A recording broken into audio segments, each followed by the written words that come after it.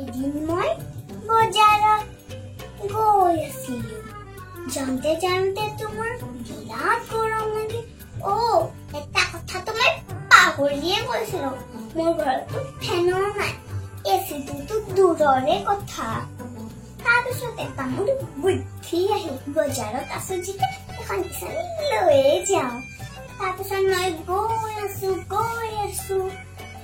অলপ দূৰত ককা এটাই বিচনী মই বিক্ৰী কৰা দেখিলো। ককাটোৰ ওচৰত গলো, ককাক সুধিলো, ককা এখন বিচনীৰ কিমান দাম? ককাই ক'লে এখনত 10 টকা। মই ক'লো ইমান দাম, কম দামী নাই নেকি? ককাই ক'লে আছে, এখনত 1 টকা। মই ক'লো সেইখনে দিয়কচোন। ককাই দিলে, মই দিছিলো গ'ল ভাঙি।